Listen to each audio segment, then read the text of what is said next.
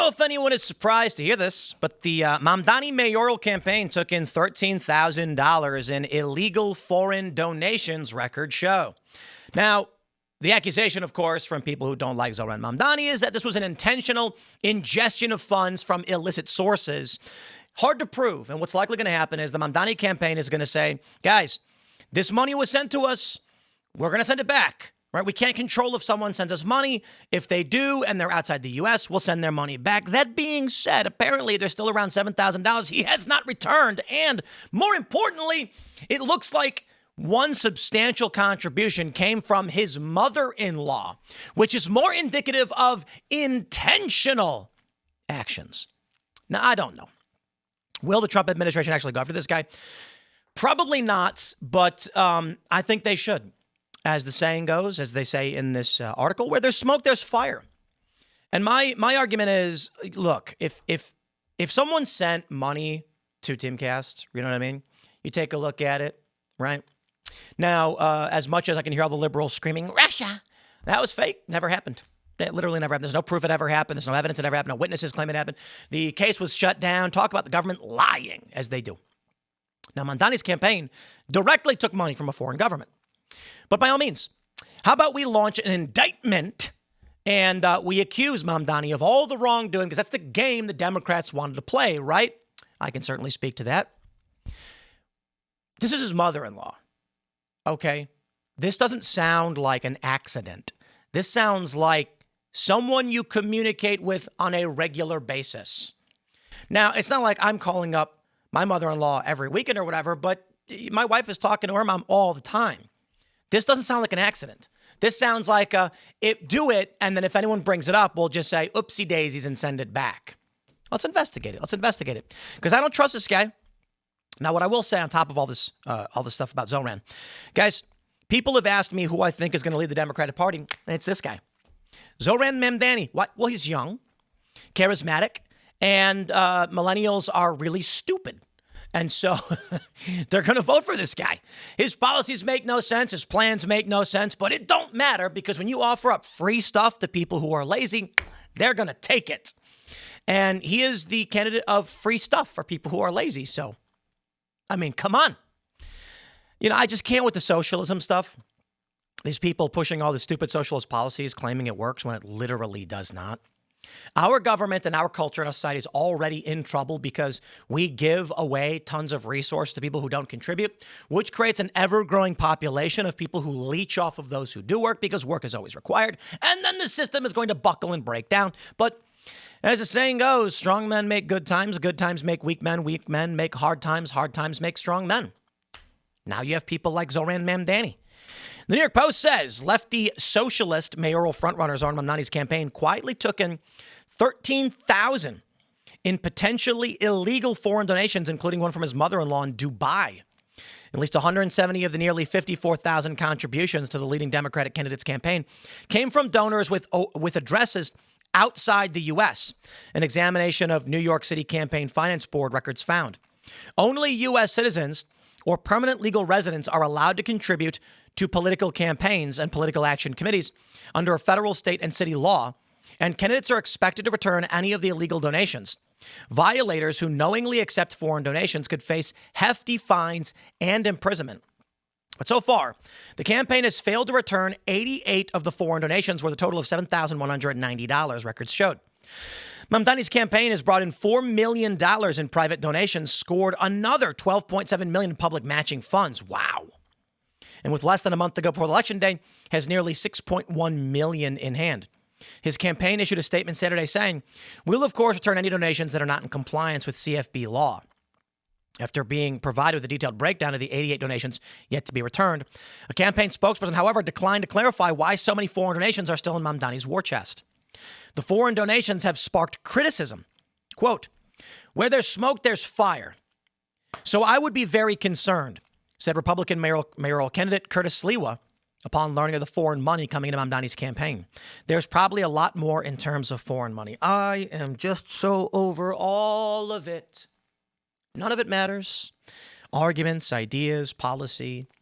We spend so much time pretending that we are a people of a marketplace of ideas to argue those ideas, and it is just not the case. For the most part, I watched a video over the weekend of CBP trying to arrest a man, presumably an illegal immigrant. And this chunky Latino man was trying to be arrested by two guys while screaming, "Ayúdame." For those who don't know, it means help me. And guess what? The bystanders did. And eventually, ICE gave up and let him go. And I have never been so infuriated by these pathetic CBP attempts. But to be fair, that anger is not just really focused at these officers who are unable to arrest a guy who broke the law and is exploiting and ripping this country to shreds, screaming, "Help me," as he does. But this country is falling apart. And so when I look at Zohran Mamdani, I need you all to understand what time it is. And I recommend you take a look at, let me pull this up. I Am Legend, graphic novel, ending. Maybe I can find an image. I'll probably get a copyright strike from the scene, from the end of I Am Legend, where he's in jail and he's like, "I just realized I am legend." Is this it right here? It's been so long since I read this. No, that's not it. The movie was terrible, by the way. I Am Legend, graphic novel, jail. Where's the comment? Anyway, well, I'll just tell you the basic gist of it. It's been a long, long time since I read this. But the general idea is this. So this dude, he's a vampire hunter. And I'm probably getting this a bit wrong because it's been so long, but I stress. You really should read it. He's a guy's a vampire hunter. He goes around, he kills vampires. Why? Because vampires are bad. And vampires bite people and turn people into vampires. But he's losing. Over a long enough period of time, eventually more and more people are becoming vampires. Eventually, society is vampires. And then he gets captured. He gets locked up. And he looks outside and he sees the vampires walking the streets, terrified, looking at him in the window. And that's when he realizes it. He is the monster that lurks while the people sleep. He kills them while they're at their most vulnerable. He is the singular monster that can walk through daylight without harm. He is the legend, the monster of myth. Get it? When everybody became a vampire, he was the monster. The children feared the vampires lurking around at night, crawling up onto their bed, biting them, destroying their lives, turning them into vampires, the monsters of legend.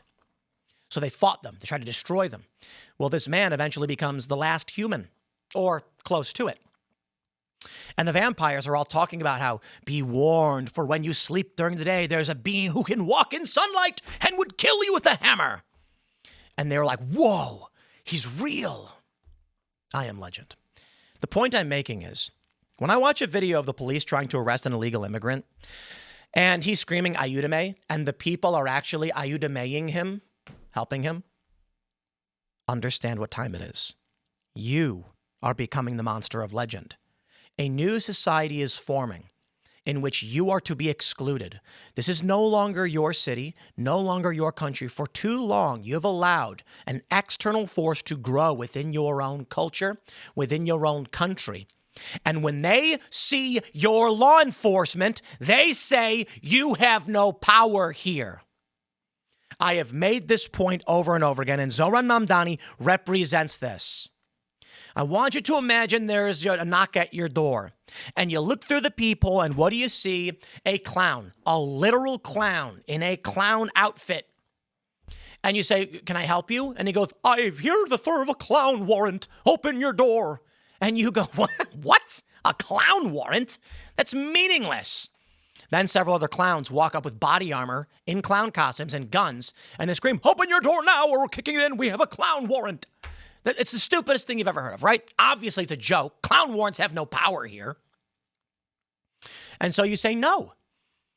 That idea, okay, where you're like, clearly clown warrants are not a thing and I'm going to open the door for you. That's how the people in Chicago feel right now about ICE. When ICE shows up, these people do not fear them. They think they have no authority. It is an external force. It is a joke. It is a clown. And the people of Chicago who tried to ayúdame this man thought, if I do this, nothing bad will happen to me. Understand what time it is in this country. There are two countries that simultaneously coexist. Zohran Mamdani is getting foreign donations. He has stated in his campaign he will protect his community from Trump's immigration forces. What does that mean? It means there are people who live in New York who are here in violation of our laws, but they are here to such a large number that our laws are meaningless to them. When they see ICE show up, it may as well be a clown. And that's where we're at. These guys being arrested by ICE, they don't respect or fear them because too many of them exist now. They know they can resist and get away with it. This is the end of the United States. You think I'm exaggerating? When confidence in government is shattered and people feel that your law enforcement apparatus has no authority to actually enforce its laws, you may as well not exist. People believe that if you commit tax fraud or tax evasion, someone's going to come for you. People believe that if you break the law, someone's going to come for you. We are being shown right now that that mentality is shattering. Liberals no longer think it. And it's not just that, they're having more confidence in their neighbors to reject the authority of the federal government. This may not continue. Trump may go ham against these forces and shut them down and put a stop to it. I certainly hope so. But government is confidence. If the people of the Pacific Northwest, Chicago, whatever, California itself, think that if they resist, nothing bad will come, and they've been resisting, they will exacerbate. In which case, at what point does Trump no longer have the ability to enforce the law? Well, I've seen enough of these videos of leftists attacking ICE agents and getting away with it. It's already happening right now. We got riots in Pacific Northwest. So anyway, to the point, when I see Zohran Mamdani with a smile on his face saying, I will protect illegal immigrants from the government and take foreign donations, he is telling you that he is an occupational community. They don't view your authority as a threat to them, and they will do whatever they want. You know why? For those that still don't get it, I want you to think about what happens when the UK said, we are going to extradite Americans who say naughty things that are illegal in this country. Do you remember when his chief police said this? You're laughing. Bro, you can't extradite me. What are you going to do about it from the UK? That feeling you have when you hear these laughably stupid things, that's how the left feels about our own government here right now. What's Trump going to do about it? He may as well be France for all we care. Confidence is breaking down. I'll leave it there. Smash the like button, share the show, stay tuned, more to come, and we will see you all in the next segment. Follow me on X and Instagram at Timcast.